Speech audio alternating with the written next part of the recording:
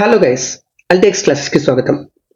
రెండు తెలుగు రాష్ట్రాల మధ్య సరికొత్త జల వివాదం బనకచెర్ల ప్రాజెక్ట్. కొన్ని నెలల క్రితం ఆంధ్ర చీఫ్ మినిస్టర్ చంద్రబాబు నాయుడు గారు తెలుగు తల్లికి జలహారతి అనే పేరుతో బనకచెర్ల ప్రాజెక్ట్ని అనౌన్స్ చేశారు. దీని యొక్క ప్రధానమైన ఉద్దేశం గోదావరిలోని మిగులు జలాల్ని కృష్ణా ద్వారా పెన్నా నదికి తరలించడం.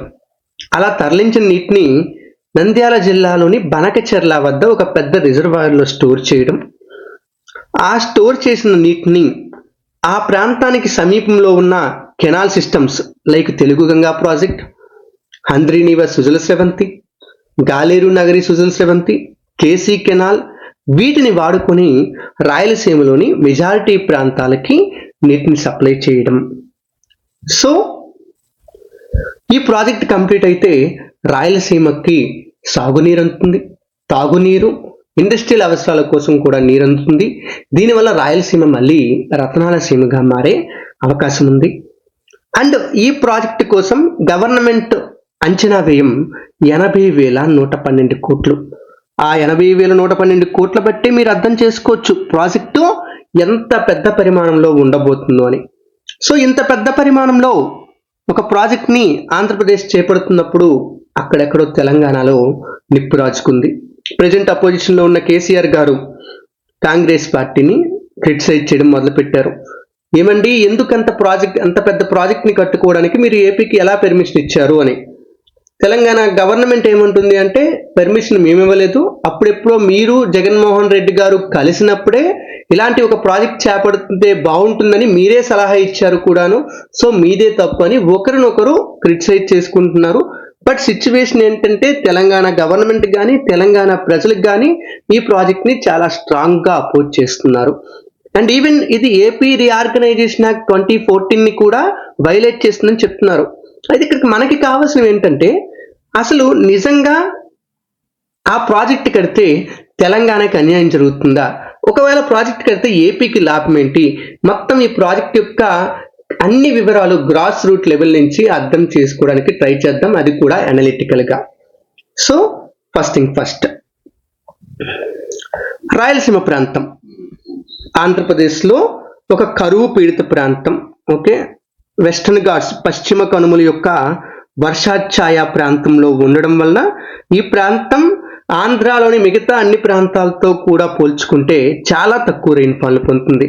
ఈ ప్రాంతం యొక్క యావరేజ్ రెయిన్ఫాల్ సంవత్సరానికి 70 సెంటీమీటర్ల కంటే తక్కువ ఉంటుంది.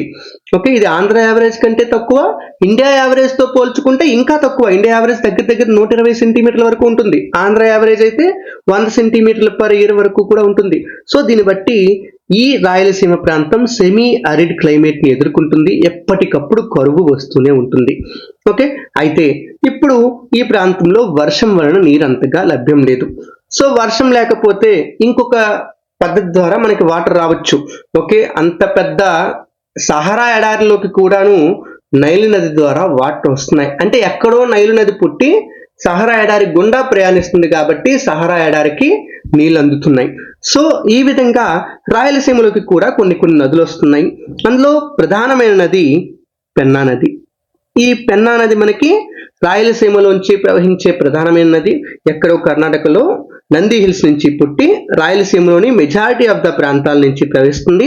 అండ్ రాయలసీమలోని చాలా ప్రాంతాలు దీని యొక్క పరివాహక ప్రాంతంలోనే ఉన్నాయి. ఓకే, సో వీటితో పాటు ఇంకా చిన్న చిన్న నదులు అన్నీ ఉన్నాయండి.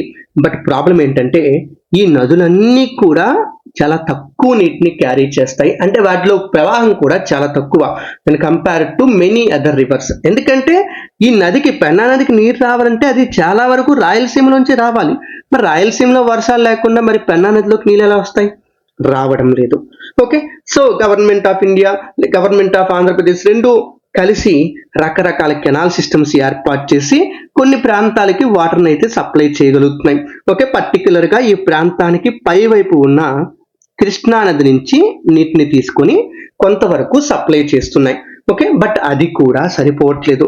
సో రాయలసీమ ఈ నదుల మీద డిపెండ్ అవ్వకుండా ఇంకా చిన్న చిన్న జలాశయాలు, బోర్వెల్స్, ట్యాంక్ ఇరిగేషన్ వీటి మీదే ఎక్కువగా డిపెండ్ అవుతుంది.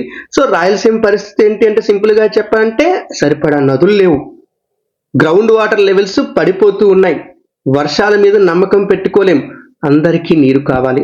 సో రాయలసీమకి ఎక్కడో ఒక దగ్గర నుంచి నీటిని సరఫరా చేయాల్సి ఉంది. సో సొల్యూషన్ ఎక్కడుంది? సో ఇప్పుడు మనకి ఈ రెండు తెలుగు రాష్ట్రాలకి కూడా రెండు ఇంటర్ స్టేట్ రివర్స్ ఉన్నాయి. అవి ఇండియాలోనే one of the largest reverse అన్నమాట. అవి గోదావరి, కృష్ణ. అంటే రెండు ఆప్షన్స్ మన దగ్గర ఉన్నాయండి రాయలసీమకి నీటిని సప్లై చేయడానికి. ఒకటి గోదావరి నుంచి సప్లై చేయొచ్చు, రెండు కృష్ణా నుంచి సప్లై చేయొచ్చు. ఫస్ట్ కృష్ణా నది గురించి మాట్లాడదాం. కృష్ణా నది ఎక్కడో మహారాష్ట్రలోని మహాబలేశ్వరంలో పుట్టి కర్ణాటక, తెలంగాణ, ఆంధ్ర గుండా ప్రవహించి సముద్రంలో కలిసిపోతుంది. సో అయితే ఈ నది ప్రవహించే మెజారిటీ ప్రాంతాలు, ఈ నది పర్వాలేదు, మరి పెన్నా నది అంత తక్కువ ఫ్లోని కలిగి ఉన్న నది కాదు, కానీ పర్లేదు, ఎక్కువ ఫ్లోనే కలిగి ఉంటుంది. ఓకే, అయితే దీనికి ఉన్న ప్రాబ్లం ఏంటంటే ఈ నదిలో వాటర్ అవైలబిలిటీ తక్కువ వెన్ కంపేర్డ్ టు గోదావరితో పోల్చుకుంటే దీనిలో నీటి ప్రవాహం తక్కువ. ఎందుకంటే దీని పరివాహక ప్రాంతంలో వర్షం పడే ప్రాంతాలు తక్కువగా ఉన్నాయి కాబట్టి. సో వాటర్ అవైలబిలిటీ తక్కువ. అండ్ ఇది ప్రవహించే ప్రాంతాలు, మెజారిటీ ఆఫ్ ది ప్రాంతాలు నీటి ఎద్దడిని ఎదుర్కొనే ప్రాంతాలేనండి. అంటే లైక్ అది తూర్పు కర్ణాటక ప్రాంతమై ఉండొచ్చు, లేదా తెలంగాణ ప్రాంతమై ఉండొచ్చు, లేదా రాయలసీమ ప్రాంతమై ఉండొచ్చు. ఇవన్నీ కూడా నీటి ఎద్దడిని ఎదుర్కొనే ప్రాంతాలే. సో డిమాండ్ చాలా ఎక్కువ. సో అంత తక్కువ వాటర్తో అంత ఎక్కువ డిమాండ్ని మనం రీచ్ అవ్వలేం. ఓకే, ఎప్పటికీ కూడా మ్యాచింగ్ చేయలేం. సో కృష్ణా నది ఆల్రెడీ నీటి ఎద్దడిని ఎదుర్కొంటుంది. సో కృష్ణా నదిని మనం ఆప్షన్గా ఎంచుకోలేం. ఓకే, కృష్ణా నది నుంచి ఆల్రెడీ చాలా డిస్ప్యూట్స్. కృష్ణా అనేది ఇండియాలోనే హైలీ డిస్ప్యూటెడ్ రివర్ అండి. అది ఎలా చెప్తున్నారు సార్ అంటే, ఇంతవరకు మనకి ఇండియాలో ఏ నదికి సంబంధించి inter state river water dispute వచ్చినా కూడా inter state river water disputes act 1956 ప్రకారం ట్రిబ్యునల్స్ ఏర్పాటు చేస్తుంది సెంట్రల్ గవర్నమెంట్. అయితే చాలా నదులకి ట్రిబ్యునల్స్ లేకుండానే గొడవలు సద్దుమణిగిపోతాయి అగ్రిమెంట్స్ ద్వారా. కొన్ని నదులకి ట్రిబ్యునల్స్ ఏర్పడతాయి, like Narmada water disputes tribunal లాగా. బట్ కృష్ణా నదికి ఒకటి కాదు, 2 ట్రిబ్యునల్స్ ఏర్పడ్డాయి. అసలు అంటే నాకున్న ఇన్ఫర్మేషన్ ప్రకారం కృష్ణా నదికి మాత్రమే ఇండియాలో 2 ట్రిబ్యునల్స్ ఏర్పడ్డాయండి. ఓకే, 1969లో బచావత్ అధ్యక్షతన Krishna water disputes tribunal 1 and 2004 సంవత్సరంలో బ్రిజేష్ కుమార్ అధ్యక్షతన కృష్ణా వాటర్ డిస్ప్యూట్స్ ట్రిబ్యునల్ 2 ఏర్పడ్డాయి. అండ్ ఈవెన్ ప్రెసెంట్ ఇంకా ఆంధ్ర, తెలంగాణ వాళ్ళ యొక్క నీటి కేటాయింపుల కోసం అని చెప్పి KWDT 3ని కూడా ఏర్పాటు చేయమని చెప్పి అడుగుతున్నారు. ఖచ్చితంగా ఏర్పాటు అయ్యే అవకాశం కూడా ఉంది. ఓకే, ఒక నదికి 2 ఉండమే చాలా రేర్ కేసు అండి, 2 ట్రిబ్యునల్స్. అండ్ 3 ఉన్నాయంటే మీరు అర్థం చేసుకోవచ్చు కృష్ణా ఎంత డిస్ప్యూటెడ్. ఓకే, దాని నీటిని నిజంగా ఇప్పుడు చెప్పండి రాయలసీమ కోసం దీన్ని మనం వాడుకోగలమా అంటే the answer is no. So మనకి కృష్ణా అనే ఆప్షన్ ఎలిమినేట్ అయిపోయింది ఇక్కడ. Okay, so second option Godavari. Okay, Godavari పరిస్థితి మనం చూసుకుంటే, గోదావరి అనే నది ఇండియాలోనే సెకండ్ లాంగెస్ట్ రివర్, నియర్లీ 1465 కిలోమీటర్ల లెంగ్త్తో ఉంటుంది. దాని యొక్క పరివాహక ప్రాంతం కూడా ఇండియాలోనే 3rd లార్జెస్ట్ అండి. ఓకే, మొత్తం ఇండియా యొక్క ఏరియాలో దాని యొక్క క్యాచ్మెంట్ ఏరియా 9.5% ఏరియాని కవర్ చేస్తుంది. అంటే నియర్లీ 3.13 లక్షల స్క్వేర్ కిలోమీటర్ల ఏరియా గోదావరి నది యొక్క రివర్ బేసిన్ ఉంటుంది. అందులో కూడా చాలా పర్వత ప్రాంతాలు ఉన్నాయండి. లైక్ ఇప్పుడు ఇది నాసికా త్రయంబకంలో పుడుతుంది మహారాష్ట్రలోని. అక్కడ స్టార్ట్ అయినప్పుడు వెస్టర్న్ ఘాట్స్ నుంచి నీరు అందుతుంది ఖచ్చితంగా. ఓకే, అలాగే కొన్ని నదులు, దీనికి సంబంధించిన కొన్ని నదులు లైక్ వార్ధా, వెన్గంగా, పెన్గంగా లాంటి నదులు ఉంటాయి, ఉపనదులు. ఓకే, అవి సాత్పురా పర్వతాల దగ్గర నుంచి స్టార్ట్ అవుతాయి. సో అక్కడ పడే వర్షపు నీరు ఇక్కడికి వస్తుంది. ఓకే, కొన్ని నదులు ఉంటాయి, ఇంద్రావతి లాంటి నదులు, ఇవి బస్తర్ ప్లాట్యూ నుంచి, అలాగే ఈస్టర్న్ ఘాట్స్ నుంచి కూడా. ఓకే, బస్తర్ ప్లాట్యూ అంటే ఛత్తీస్గఢ్లో ఉంటుంది, ఈస్టర్న్ ఘాట్స్ ఒడిస్సాలో ఉన్న ఈస్టర్న్ ఘాట్స్ నుంచి కూడా ఇందులోకి వాటర్ వస్తుంది. సో చాలా ఎక్కువ వర్షపాతం పొందే ప్రాంతాల నుంచి ట్రిబ్యూటరీస్ దీనికి వస్తున్నాయి, దీని దగ్గరికి.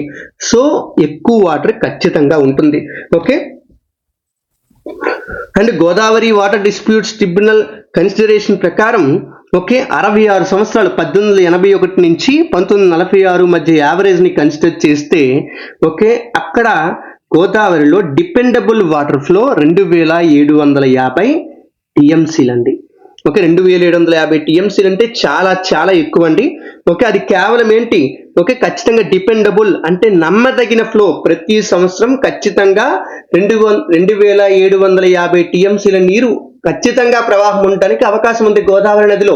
ఓకే, ఇంకా ఏ పెనిన్సులర్ రివర్స్ కి కూడా ఇంత ఎక్కువ ఫ్లో ఉండదు అనమాట. ఓకే, మేబీ గంగా వాటికి ఉంటాయండి, ఎందుకంటే ఎక్కువ ఉంటాయి, Ganga, Brahmaputra, Indus river system. But peninsular నదుల్లో దేనికి కూడా ఇంత ఎక్కువ వాటర్ ఫ్లో ఉండదు. సో 2750 టీఎంసీలు, అది కూడా మోర్ దెన్ 75% డిపెండబిలిటీ అండి. అంటే నియర్లీ ఒక 4 సంవత్సరాల్లో ఖచ్చితంగా 3 సంవత్సరాలు ఈ ఫ్లో వచ్చే అవకాశం ఉంది. 3 సంవత్సరాల కంటే ఎక్కువ మ్యాక్సిమం, అంటే మేబీ 4 సంవత్సరాలు వచ్చినా కూడా ఆశ్చర్యపోవక్కర్లేదు, అంత ఎక్కువ డిపెండబిలిటీ, నమ్మదగిన ఫ్లో అన్నమాట. ఓకే, అండ్ ఇక్కడ ఇంకొక పాయింట్ ఏంటంటే, ఈ ఫ్లో కాకుండా అంటే ఇవి 2750 టీఎంసీల వాటర్ని రకరకాల రాష్ట్రాలకి, అంటే వాళ్ళ అవసరాలు బట్టి, వాళ్ళ యొక్క ప్రాజెక్టుల బట్టి, అన్నింటి బట్టి మహారాష్ట్ర, తెలంగాణ, ఛత్తీస్గఢ్, మధ్యప్రదేశ్, ఒడిస్సా, ఏపీ, కర్ణాటక, ఇవన్నీ కూడా ఈ బేసిన్ రాష్ట్రాలు, గోదావరి బేసిన్ రాష్ట్రాలు కాబట్టి వాటికి కేటాయింపులు జరిపేసింది. ఓకే, దానిలో భాగంగా తెలంగాణకి ఒక 968 టీఎంసీలు, ఆంధ్రప్రదేశ్కి ఒక 518 టీఎంసీల నీరు కేటాయించడం జరిగింది. అంటే ఈ రెండు తెలుగు రాష్ట్రాలకి కలిసి దగ్గర దగ్గర 1486 టీఎంసీల నీరు వచ్చింది ఉమ్మడి ఏపీకి అయితే. ఒక అందులో 65-35 రేషియో లాగా ఉంటుంది, అంటే ఎక్కువ శాతం నీరు విడిపోయిన తర్వాత, బైఫర్కేషన్ జరిగిన తర్వాత తెలంగాణకి కేటాయించారు. ఎందుకంటే ఈ గోదావరి వాటర్ డిస్ప్యూట్స్ ట్రిబ్యునల్ ఎప్పుడో ఏర్పడిందండి. ఓకే, ఒకటి కాదు, ఒకే tribunal 1969 same Krishna water disputes tribunal ఏర్పడినప్పుడే రెండు కలిపి ఏర్పడ్డాయి. రెండింటికి కూడా ఒకే అధ్యక్షుడు, ఆయనే బచావత్. ఓకే, అందుకే దీన్ని కూడా బచావత్ ట్రిబ్యునల్ అని చెప్పి పిలుస్తాం మనం. సో ఈ విధంగా రెండు రాష్ట్రాలకి కేటాయింపులు జరిపారు. అయితే ఇప్పుడు మోస్ట్ ఇంపార్టెంట్ పాయింట్ ఏంటంటే, ఇవన్నీ పక్కన పెడితే, ఓకే, ఇవి కేటాయింపులు జరిపిన నీరండి. కేటాయింపులు అంటే ఖచ్చితంగా వస్తాయి అనే నమ్మకంతో, వస్తాయంటే యావరేజ్ అన్ని క్యాలిక్యులేట్ చేశాక ఖచ్చితంగా వస్తాయనే నమ్మకంతో కేటాయించారు అనమాట. అయితే ఇప్పుడు కేటాయింపులు జరపని నీళ్లు కూడా ఉంటాయి. అంటే ప్రతి సంవత్సరం ఇలాగే వర్షాలు పడతాయని చెప్పలేం, ఒక్కొక్క సంవత్సరం ఖచ్చితంగా ఎక్కువ పడచ్చు, ఓకే, పడకపోవచ్చు, మనం ఏమీ చెప్పలేం అనమాట. ఒకవేళ ఎల్నినో ఇయర్ అంటే పడకపోవచ్చు, ఓకే, లానినా అయితే ఒకవేళ చాలా ఎక్కువ వర్షం పడే అవకాశం ఉంది. సో అలా ఈ కేటాయింపుల కంటే ఒకవేళ ఏదైనా సంవత్సరం ఎక్కువ నీరు వస్తే దాన్నే మనం సర్ప్లస్ వాటర్ అని చెప్పి పిలుస్తామండి. అవే మిగులు జలాలు అనమాట. ఇంకా అర్థమైంది కదా మిగులు జలాలు అంటే ఏంటనేది. So surplus water. Okay, Krishna river లో రెండోసారి ట్రిబ్యునల్ ఏర్పడిన చూసారా, KWDT2 బ్రిజేష్ కుమార్ అధ్యక్షతన 2004లో. వాళ్ళు ఏం చేశారో తెలుసా, ఈవెన్ ఈ సర్ప్లస్ వాటర్ ని కూడా కేటాయింపులు జరిపారనమాట 2004లో ఏర్పడిన ట్రిబ్యునల్. ఓకే, బట్ గోదావరికి ఆ ప్రాబ్లం లేదు, ఎందుకంటే ఇందులో వాటరు అవసరమైన దానికంటే ఎక్కువ అండి. ఓకే, ఇది ప్రవహించే చాలా ప్రాంతాలు నీటి ఎద్దడిని ఎదుర్కొనే ప్రాంతాలే. ఓకే, ఇప్పుడు మామూలుగా ఈస్ట్ గోదావరి ప్రాంతం ఉందండి, చాలా ఎక్కువ వర్షాలు పడుతూ ఉంటాయి, చిన్న చిన్న స్ట్రీమ్స్ అన్నీ వస్తుంటాయి, చెరువులు ఎప్పుడు నార్మల్ గానే ఫుల్ గా ఉంటాయి. ఓకే, సో నీటి అవసరం అంత లేదన్నమాట. అంటే ఇది వెళ్ళే అన్ని ప్రాంతాల్లో కూడా నీటి అవసరం అంత ఎక్కువగా లేదు. నీటి ఎద్దడిని ఎదుర్కొనే ప్రాంతాలు అయితే పూర్తిగా లేవన్నమాట. అంటే కొన్ని తప్పితే ఇంకే ప్రాంతాలు కూడా నీటి ఎద్దడిని ఎదుర్కోవు. సో ఆ కారణంగా గోదావరిలో మిగులు జలాలు ఎప్పుడూ ఎక్కువగానే ఉంటాయండి. ఓకే, అయితే ఇక్కడ మనకి ఆంధ్రప్రదేశ్ స్టేట్ గవర్నమెంట్ చెప్తున్న ప్రకారం, నేను చెప్తుంది ఫస్ట్ ఆంధ్రప్రదేశ్ స్టేట్ గవర్నమెంట్ చెప్తున్న దాని ప్రకారమే చెప్తున్నాను. ఓకే, ఆంధ్రప్రదేశ్ గవర్నమెంట్ ప్రెజెంటేషన్ అంటే చంద్రబాబు నాయుడు గారు ప్రెజెంటేషన్ వేసినప్పుడు ఏం చెప్పారంటే, ఇదిగోండి 50 సంవత్సరాలు కాటన్ బ్యారేజ్ నుంచి బయటికి వెళ్తున్న వాటర్ని మేము క్యాలిక్యులేట్ చేసాం 50 సంవత్సరాల నుంచి. ఓకే, సో 50 years నుంచి యావరేజ్ గా చూసుకుంటే కాటన్ బ్యారేజ్ నుంచి బయటకంటే మీకు తెలుసు, ఒక్కసారి కాటన్ బ్యారేజ్ నుంచి బయటకు వదిలామంటే ఖచ్చితంగా సముద్రంలోకే వాటర్ వెళ్ళిపోతాయి. ఎందుకంటే కాటన్ బ్యారేజ్ తరువాత గోదావరి మీద ఎలాంటి ప్రాజెక్టు లేదు. ఓకే, లైక్ కృష్ణానదికి ప్రకాశం బ్యారేజ్ లాగా. సో 50 years లో మనకి యావరేజ్ గా 2989 టీఎంసీల నీరు ప్రతి సంవత్సరం అంటే యావరేజ్ గా సముద్రంలోకి వెళ్ళి కలిసిపోతుంది. ఓకే, ఈవెన్ 2024 సంవత్సరంలో 4114 టీఎంసీల వాటర్ సముద్రంలోకి వెళ్ళి కలిసిపోయింది అని చెప్పి చంద్రబాబు నాయుడు గారు చెప్పారండి. ఓకే, అయితే నేను దీనికోసం వెరిఫై చేశాను. వెరిఫై చేస్తే మరీ ఇంత కాదు కానీ, అంటే ఒక్కొక్కరి రీసోర్సెస్ ఒక్కొక్కలా ఉంటాయి, ఒక్కొక్కరి క్యాలిక్యులేషన్స్ ఒక్కొక్కలా ఉంటాయి. సో నాకు దొరికిన రీసోర్సెస్ ప్రకారం ఇంత కాకపోయినా ఖచ్చితంగా 100% షూర్ షాట్గా 2000 నుంచి 2500 టీఎంసీలు ఖచ్చితంగా యావరేజ్గా చెప్తున్నాను. యావరేజ్ అంటే దీనికన్నా పెరగొచ్చు, మరి ఖచ్చితంగా తగ్గడానికి కూడా ఛాన్స్ ఉంది. సో 2000 నుంచి 2500 టీఎంసీల వాటర్ ఏ వాడకం లేకుండా వృధాగా సముద్రంలో కలిసిపోతుంది. మనకి సినిమాలో కూడా చెప్తారు కదా, ఓకే, ప్రజల దాహం తీర్చలేక గోదావరి ఓకే బాధతో వెళ్ళి సముద్రంలో దూకేస్తుంది అని చెప్పి. ఎందుకంటే వాటర్ చాలా ఉన్నాయి కానీ వాడుకోలేని పరిస్థితి. ఓకే, సో ఇక్కడ ఈ పాయింట్ నోట్ చేసుకోవాలని ఎవరైనా, అది ఆంధ్ర వాళ్ళైనా తెలంగాణ వాళ్ళైనా, ఇది కంపల్సరీ. ఓకే, అంటే దీనికి నేను ప్రూఫ్ కూడా నా దగ్గర ఉంది. ఇదిగోండి, నా దగ్గర నేను 2022 సంవత్సరంలో వచ్చిన ఒక న్యూస్ నేను క్యాప్చర్ చేసి పెట్టుకున్నాను. ఓకే, ఆ న్యూస్ ని మీకు ఇప్పుడు చూపించలేను కానీ నేను చెప్తాను చూడండి. ఓకే, 2022 జూలై నెలలో, in the month of July 2400 టీఎంసీల వాటర్ సరార్దర్ కాటన్ బ్యారేజ్ నుంచి బయటికి వెళ్ళిందంట ఒక్క జూలై నెల. ఓకే, మళ్ళీ చెప్తున్నాను, ఒక జూలై నెలలోనే 2400 టీఎంసీల వాటర్ వెళ్ళిందండి. ఓకే, ఇది అఫీషియల్ లెక్క, ఈవెన్ మన లోకల్ పేపర్లో వచ్చింది కాదు, టైమ్స్ ఆఫ్ ఇండియాలోనే వచ్చింది ఇది. ఆ న్యూస్ ని నేను వెతికి చూసి చెప్తున్నాను. ఓకే, సో 2022లో ఓవరాల్ గా చంద్రబాబు నాయుడు గారు చెప్తున్న లెక్క ప్రకారం అయితే 2022లో 5778.51 టీఎంసీల వాటర్ సముద్రంలోకి వెళ్ళింది అని చెప్తున్నారు. అంటే దీన్ని బట్టి చూసుకుంటే ఇది నమ్మొచ్చు, 100% నమ్మొచ్చు. సో చంద్రబాబు నాయుడు గారి మాటని తెలంగాణ చీఫ్ మినిస్టర్ రేవంత్ రెడ్డి గారు, మిగతా అందరూ కూడా కామెడీగా చూస్తున్నా, ఏమండి అంత వాటర్ అన్నారు, ఎక్కడున్నాయి ఏవి అని అడుగుతున్నారు కదా. ఓకే, ఎంత కామెడీగా చెప్పినా కూడా ఇది నిజం అవ్వడానికి ఛాన్సెస్ ఎక్కువ, మెజారిటీగా నిజమే అవ్వే అవకాశం ఉంది. అది నా ఉద్దేశం. ఓకే, మీ ఉద్దేశం ఏంటో నాకు తెలియదు. సో ఇది గోదావరిలోని నీటి యొక్క పరిస్థితి. సో మీరే చెప్పండి, ఈ గోదావరి ఓకే ఇంత ఎక్కువ వాటర్ ఉన్నప్పుడు అండ్ ఆ వాటర్తో ఎక్కడ అవసరం లేనప్పుడు, ఈ ప్రాంతాల్లో అవసరం లేనప్పుడు ఏం చేయాలి? ఖచ్చితంగా ఆ నీటిని వేరే ప్రాంతాలకి తరలించాలి. ఎక్కడైతే నీరు లేదో, అది తెలంగాణ అవ్వచ్చు, ఆంధ్ర అవ్వచ్చు, ఏదైనా అవ్వచ్చు అండి. Okay, even central government 1980s start చేసిన national perspective plan for interlinking of rivers, ఇందులో భాగంగా నియర్లీ 30 నదుల్ని 30 ప్రాజెక్టుల్ని చేద్దాం అనుకుంది గవర్నమెంట్, సెంట్రల్ గవర్నమెంట్. ఓకే, ఎందుకంటే నీరు సర్ప్లస్ గా ఉన్న ప్రాంతాల నుంచి డెఫిసిట్ కి పంపించాలి. ఓకే, కేన్ బెట్వా ప్రాజెక్ట్ మొన్నే సాగుతుందంటే దానిలో భాగంగా ఆ నేషనల్ పర్స్పెక్టివ్ ప్లాన్ లో భాగంగా కేన్ బెట్వా అనే ప్రాజెక్టు మధ్యప్రదేశ్ ఉత్తరప్రదేశ్ బార్డర్ లో చేపట్టడం జరుగుతుంది, ఇంటర్లింకింగ్ ప్రాజెక్టు. ఓకే, ఇంకా అలాంటి ప్రాజెక్టులు చాలానే జరుగుతాయి. అయితే మన తెలుగు రాష్ట్రాలు ఈ ఇంటర్లింకింగ్ లో లేదా ఈ నదీ జలాలను వాడుకోవడంలో ఇంకొంచెం ముందున్నాయి. కాబట్టి ఎప్పుడో 2015-16 ఆ టైంలోనే ఆంధ్ర చీఫ్ మినిస్టర్ ఈ గోదావరిలో నీటిని కృష్ణాకి మళ్లించడానికి పట్టిసీమ ప్రాజెక్ట్ ని కూడా తీసుకొచ్చారు. అది సక్సెస్ఫుల్ గా రన్ అవుతుంది కూడాను. ఓకే, ఈవెన్ తెలంగాణ కూడా కాళేశ్వరం లిఫ్ట్ ఇరిగేషన్ ప్రాజెక్ట్ ద్వారా తెలంగాణలోని చాలా ప్రాంతాలకి, అసలు ఈ కాళేశ్వరం అనేది ప్రపంచానికి ఒక రోల్ మోడల్ అన్నమాట.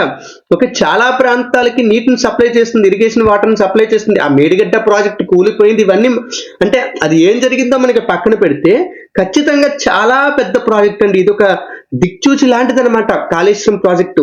సో 100% అది కరెక్టే, తప్పు కాదు. 100% తప్పు కాదండి, కరెక్టేనండి.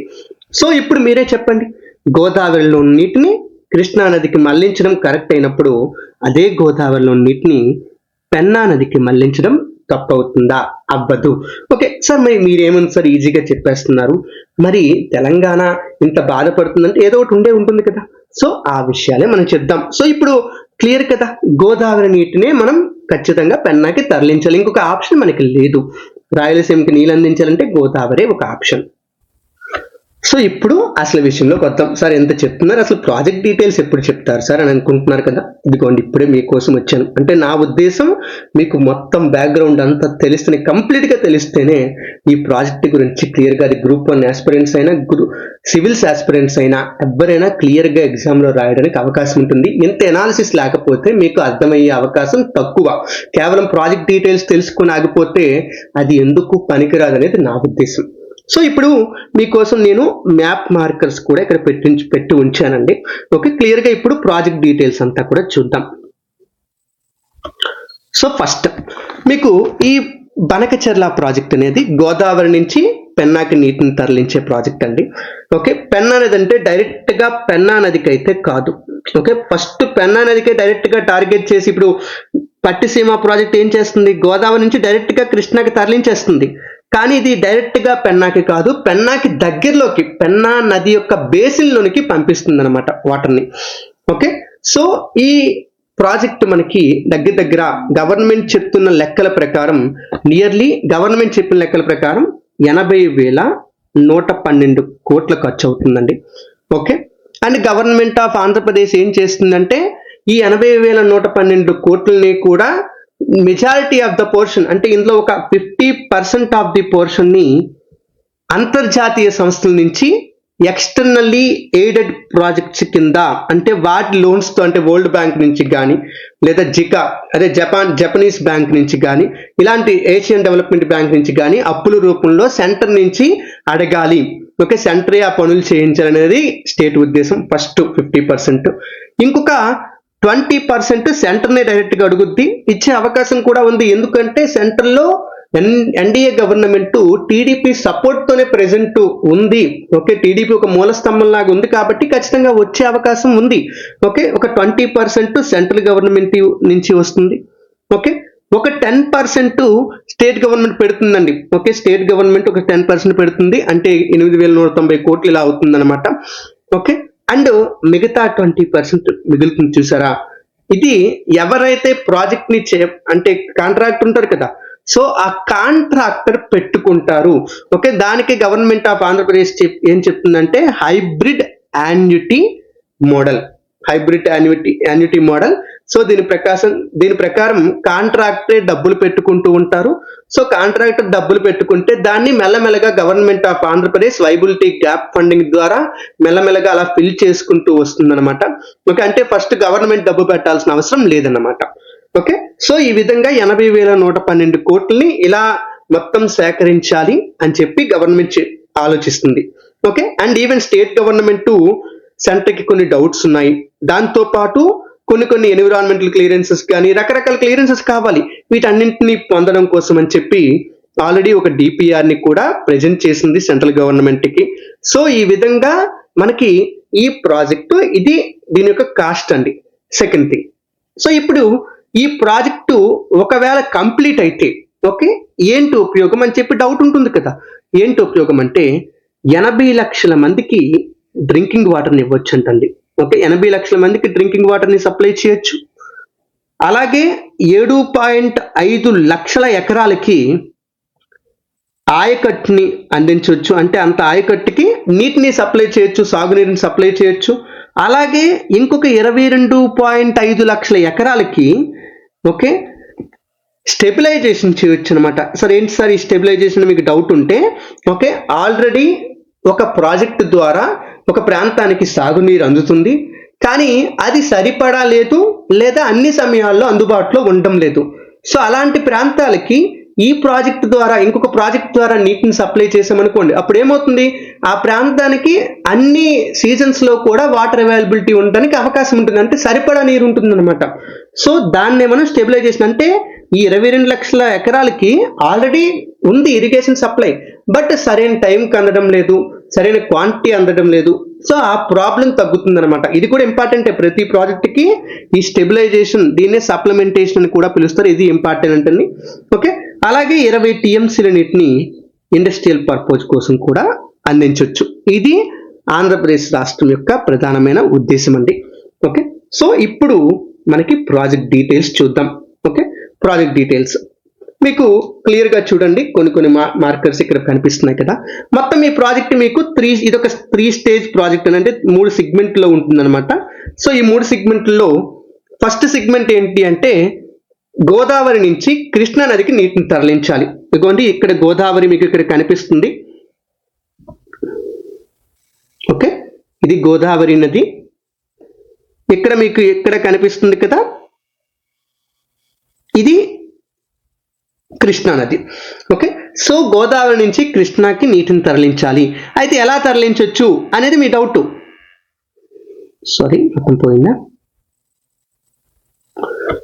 సో గోదావరి నుంచి కృష్ణాకి తరలించడం ఒకటో stage. Second stage Krishna river నుంచి డైరెక్ట్గా పెన్నాకి తరలించకుండా పెన్నా దగ్గరికి సమీపంలో కూడా కాదు, మనకి ఒక అనుకూలమైన ప్రాంతమైన బొల్లాపల్లి అనే ప్రాంతానికి తరలించి అక్కడ ఒక రిజర్వాయర్ కట్టి అక్కడ స్టోర్ చేస్తాము. Second stage. Okay, third stage ఆ బొల్లాపల్లి దగ్గర నుంచి నల్లమల ఫారెస్ట్ ని దాటుకొని బనకచెర్ల దగ్గరికి నీటిని పంపిస్తాం. ఓకే, ఇది దీని యొక్క 3 స్టేజెస్ అండి. ఓకే, సింపుల్ గా చెప్పాను. సో ఇందులో ఫస్ట్ డీటెయిల్స్ ఇవంతా చెప్తాను, క్లియర్గా ఉండండి. అయితే ఇక్కడ ఒక ఇంపార్టెంట్ విషయం మైండ్లో పెట్టుకోవాల్సింది, ఇదంతా కూడా ఇనీషియల్ ప్లాన్ అంతే. ఈ ప్లాన్లో చాలా మార్పులు జరగవచ్చు. ఈవెన్ గవర్నమెంటే క్లియర్గా అడుగుతుంది, ప్రజల నుంచి సలహాలు సూచనలు అడుగుతుంది, ఆఫీసుల నుంచి సలహాలు సూచనలు అడుగుతుంది, ఏదైనా జరగవచ్చు.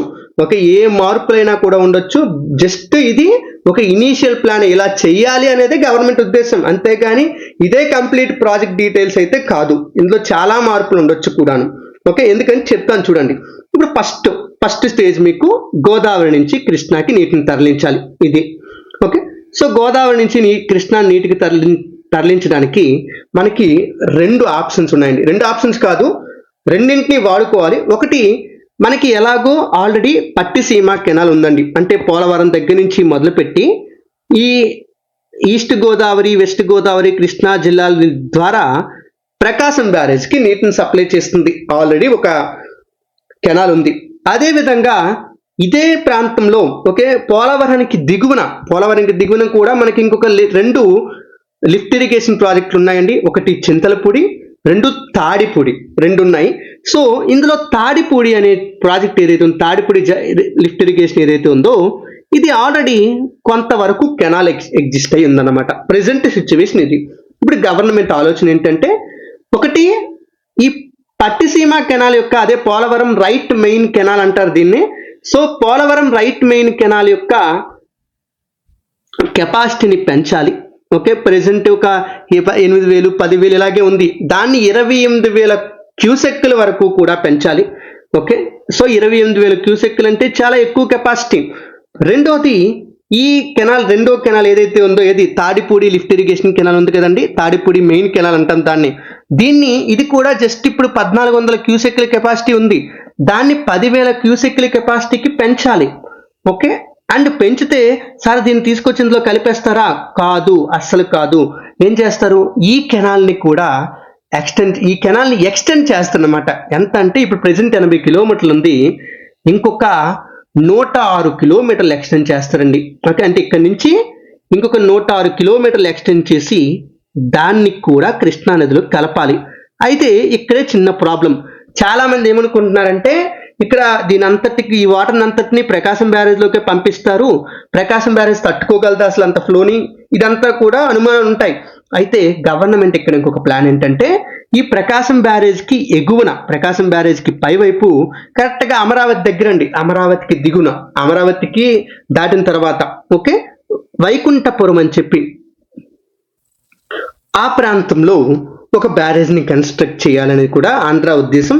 సో అంటే 2 ప్యారలల్ కెనాల్స్ ద్వారా, ఒకటి పోలవరం నుంచి, 2 తాడిపూడి లిఫ్ట్ ఇరిగేషన్ నుంచి ప్రకాశం బ్యారేజ్కి, వైకుంఠపురం బ్యారేజ్కి, రెండింటికి నీటిని సప్లై చేయాలి.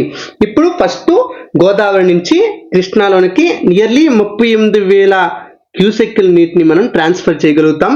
38,000 క్యూసెక్కులు. గవర్నమెంట్ యొక్క ఆలోచన ఏంటంటే, వరద ఎక్కువగా ఉన్న రోజుల్లో రోజుకి 2 టీఎంసీ లెక్క ఒక 100 రోజులు ట్రాన్స్ఫర్ చేస్తే మనకి 200 టీఎంసీల వాటర్ వెళ్ళిపోతుంది అనేది రాష్ట్ర ప్రభుత్వం యొక్క ఉద్దేశం అనమాట. అండ్ ఈ సెగ్మెంట్ లో మనకి ఒక లిఫ్ట్ అవసరం అవుతుంది. అంటే చాలా వరకు గ్రావిటీ ద్వారానే వెళ్ళిపోతాయి గ్రావిటీ కెనాల్స్. అంటే గ్రావిటీ కెనాల్స్ అంటే ఏం లేదండి, వాలుకు అనుగుణంగా వెళ్ళిపోయే వాటిని గ్రావిటీ కెనాల్స్ అంటాం. ఎక్కడైనా ఒకవేళ ఎత్తు ప్రాంతం వచ్చిందంటే అక్కడ కెనాల్ వెళ్ళలేదు కాబట్టి మనం ఏం చేయాలి, వాటర్ వెళ్ళలేదు కాబట్టి కొంచెం పైకి లిఫ్ట్ చేసి మళ్ళీ ఆ కొండ ప్రాంతం నుంచి కిందకు వదిలేస్తే ఆటోమేటిక్గా వాటర్ కిందకి వెళ్ళిపోతుంది అనమాట. అది లిఫ్ట్ ఇరిగేషన్ అని చెప్పి పిలుస్తాం. మీకు ఆ విషయం తెలుసు, gravity irrigation, lift irrigation. Okay, so ఇక్కడ ఒక లిఫ్ట్ కూడా అవసరం అవుతుంది కొండ ప్రాంతం కొంత ఉండటం వలన.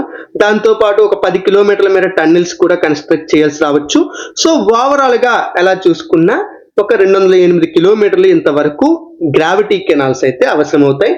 మొత్తం మీద ఈ వాటర్ గోదావరి నుంచి కృష్ణాకు వచ్చేసింది.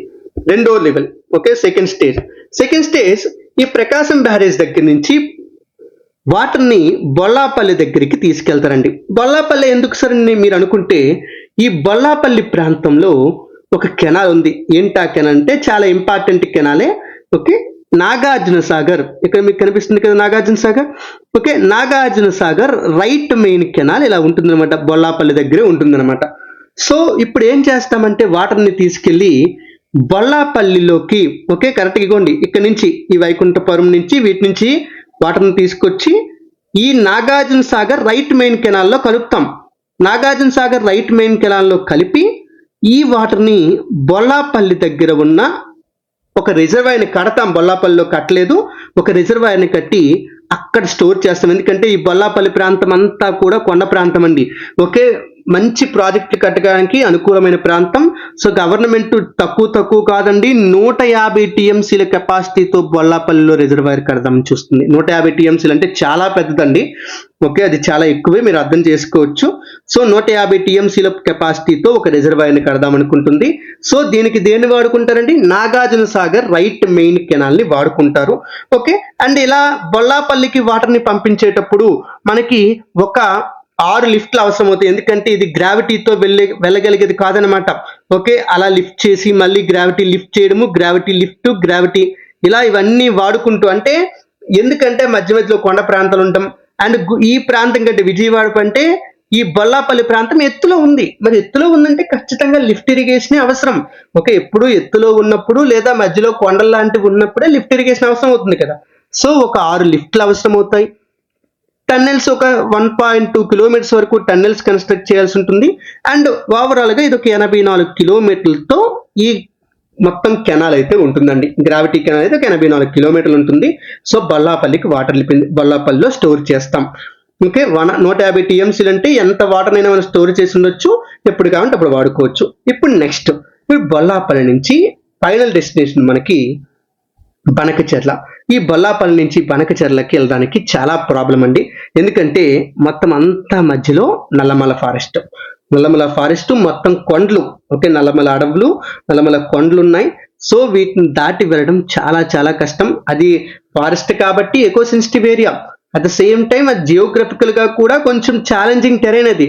సో ఇక్కడ దగ్గర మనకి 3 లిఫ్ట్లు అవసరం అవుతాయి.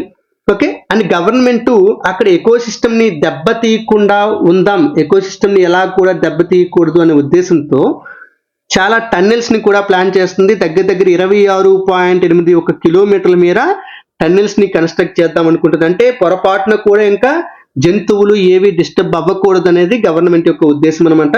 సో ఏదో ఒక విధంగా ఒక 108 కిలోమీటర్ల మేర ఈ టన్నెల్స్ మనం మొత్తం ఈ కెనాల్ ని కన్స్ట్రక్ట్ చేసేస్తే వాటర్ని ఈ బొల్లాపల్లి నుంచి, బొల్లాపల్లి అంటే పల్నాడు జిల్లాలో ఉంటుందండి, అక్కడి నుంచి నంద్యాల జిల్లాలో ఉన్న బనకచెర్లకి నీటిని తరలించవచ్చు అనమాట.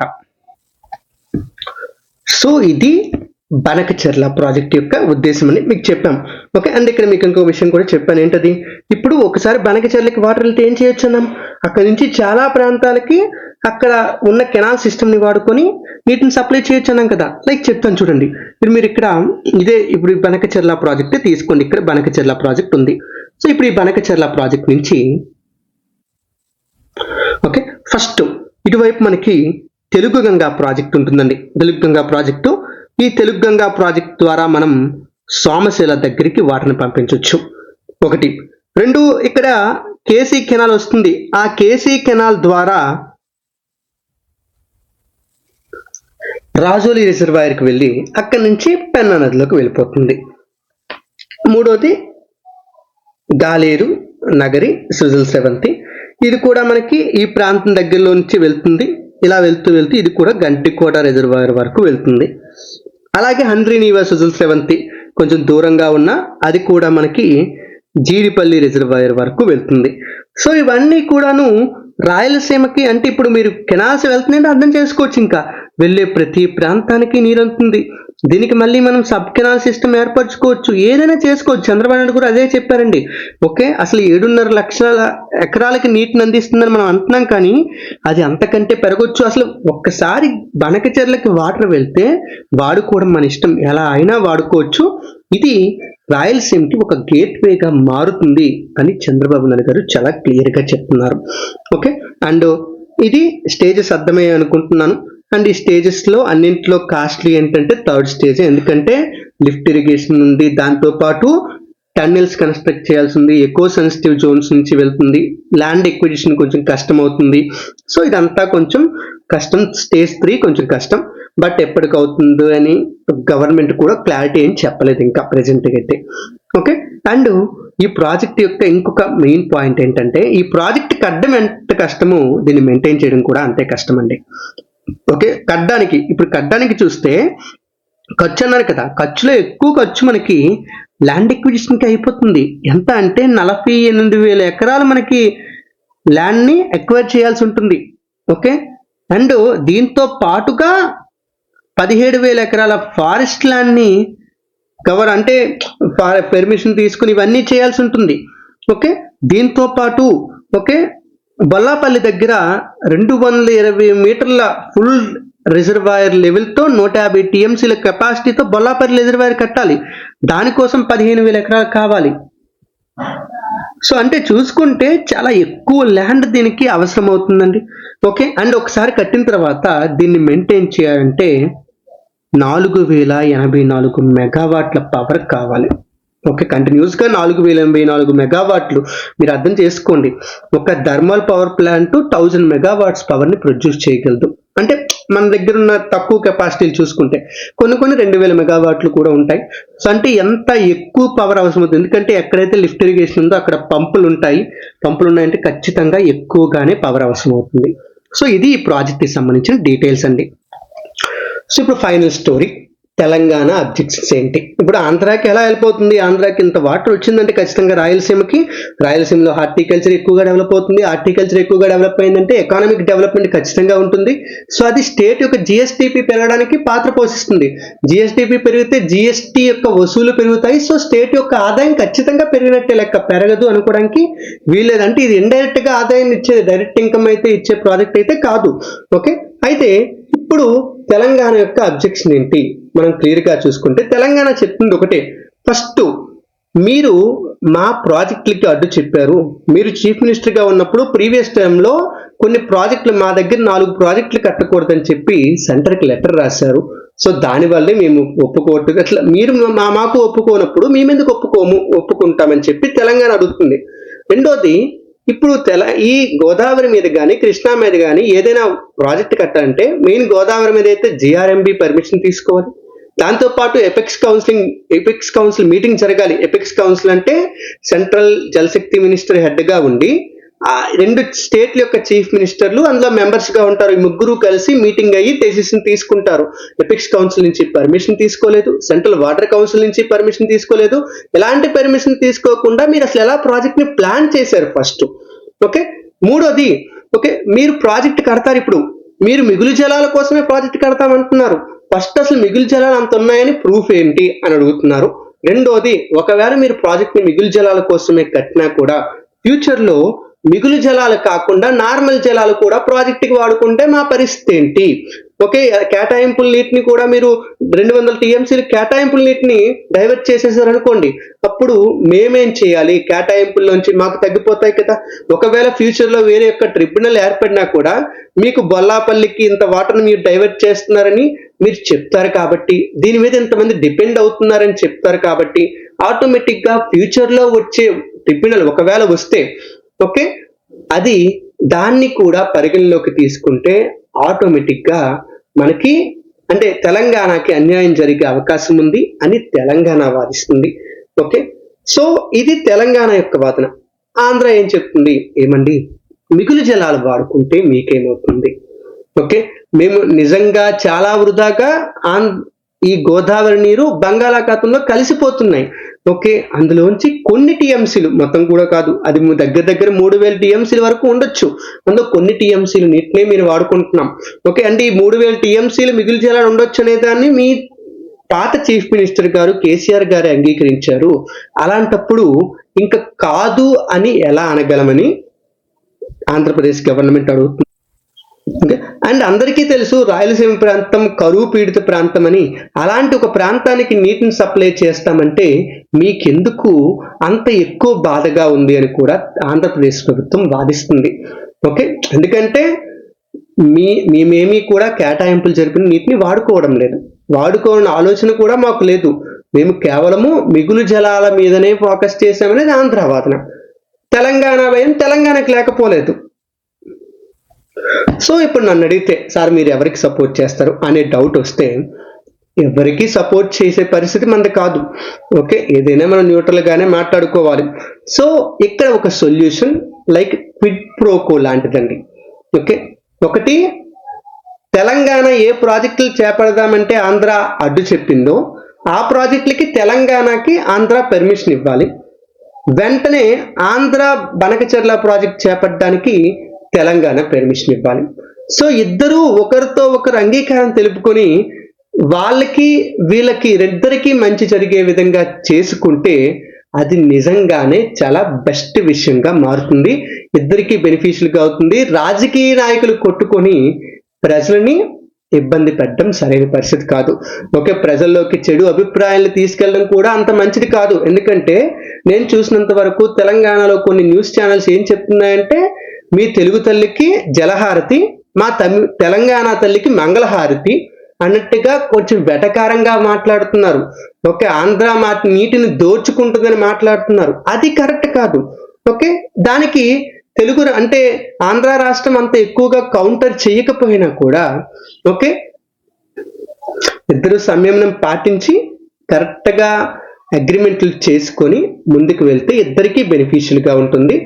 సో ఇదే ఈ ప్రాజెక్ట్ కి సొల్యూషన్. సో ఇది మనకి ఈ బనకచెర్ల ప్రాజెక్ట్ కి సంబంధించిన పూర్తి వివరాలు. ఓకే మీకు ఎనలిటికల్ గానే చెప్పడానికి ఇంత టైం పట్టింది. ఓకే ఇదిగోండి ఇక్కడ గవర్నమెంట్ ప్రెజెంట్ చేసిన ఆ లింక్ మొత్తం అంతా ఫ్లో డయాగ్రామ్ అంతా కూడా ఇక్కడ చూపిస్తున్నాను, ఒకసారి చూడండి, అంతే పాస్ చేసుకొని చూడండి.